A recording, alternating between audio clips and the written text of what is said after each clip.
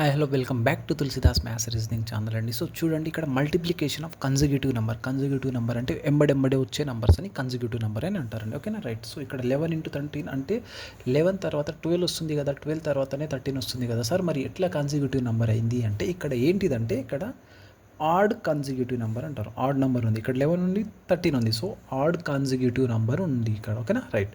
So ఇక్కడ 12 నుండి 13 gap ఉంది, 14 ఉంది, అంటే ఇక్కడ ఈవెన్ కన్జిక్యూటివ్ నెంబర్ ఉంది. ఓకేనా, కన్జిక్యూటివ్ నెంబర్లలో కూడా consecutive even number, consecutive odd number. So this is the consecutive odd number. ఓకేనా, సో ఇట్లాంటివి నెంబర్స్ ఉన్నప్పుడు ఎంబడెంబడే ఉన్నప్పుడు ఒక నెంబర్ గ్యాప్ ఉన్నప్పుడు ఏం చేయాలంటే మనం క్యాలిక్యులేషన్ చేయడానికి ప్రాబ్లం మీకు వచ్చినట్లయితే డెఫినెట్గా ఏం చేయాలంటే ఇట్లాంటి సిచ్యువేషన్లో చూడండి, 11 ఉంది, 13 ఉంది, ఏం మిస్ అయింది?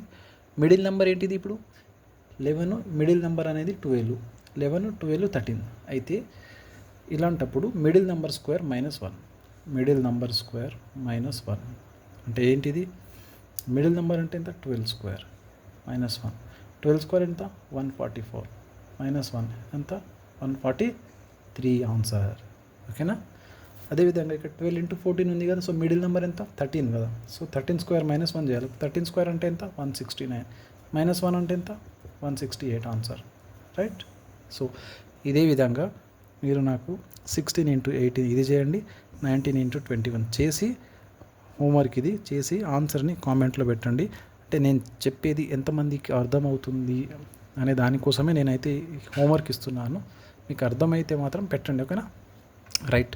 మరిన్ని వీడియోస్ కోసం మన ఛానల్ని అయితే సబ్స్క్రైబ్ చేసి పెట్టుకోండి. మీకు ఈ వీడియో నచ్చితే మాత్రం లైక్ చేయండి. ఓకేనా, మన క్యాలిక్యులేషన్ బ్యాచ్ అనేది ఫ్రీ వస్తుంది, 0 to హీరో బ్యాచ్ కంప్లీట్ యూట్యూబ్లో ప్లే లిస్ట్ ఉంటుంది. ఓకేనా, కంప్లీట్ ఆ బ్యాచ్లో మనకు ఎస్ఎస్సికి సంబంధించినటువంటి calculations A to Z, RRB, రైల్వేకి సంబంధించినటువంటి, అదేవిధంగా ఎస్ఐ అండ్ కానిస్టేబుల్కి సంబంధించినటువంటి కంప్లీట్ క్యాలిక్యులేషన్ ఫ్రీ బ్యాచ్ ఉంటుంది.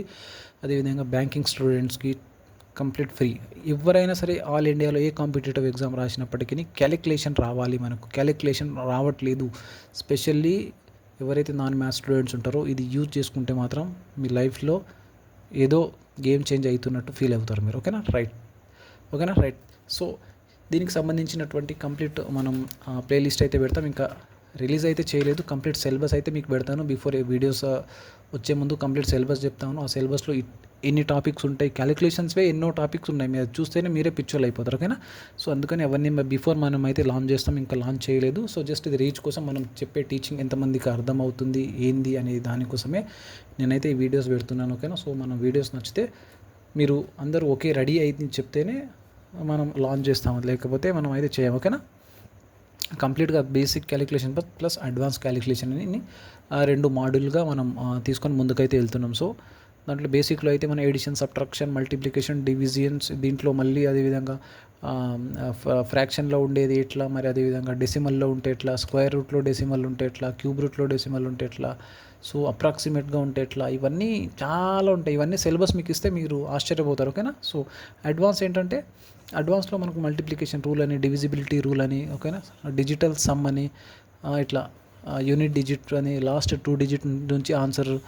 ఓకేనా, pen free, without pen and paper పెట్టకుండానే మనం ఆన్సర్ తీసే విధంగా మ్యాక్స్ టు మ్యాక్స్ ఎంతవరకు పాసిబుల్ అయితే అంతవరకు అయితే మనం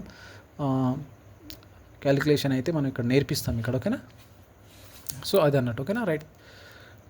డివిజన్స్ అని, మల్టిప్లికేషన్, డివిజన్, సబ్ట్రాక్షన్స్, డెసిమల్ మరియు క్వాడ్రాటిక్ ఈక్వేషన్, లీనియర్ ఈక్వేషన్ అని, లైన్ మెథడ్ అని, simplification, fraction, base multiplication, so ఇట్లా డిజిటల్ సమ్ అదే చాలా ఉంటాయి. ఇక నేను నేర్పిస్తాను మీకు అంతా ఇవన్నీ డీటెయిల్గా, స్క్వేర్, పర్ఫెక్ట్ స్క్వేర్, ఫ్యాక్టర్స్, ఇవన్నీ చాలా అంటే చాలా ఉంటాయి క్యాలిక్యులేషన్లో.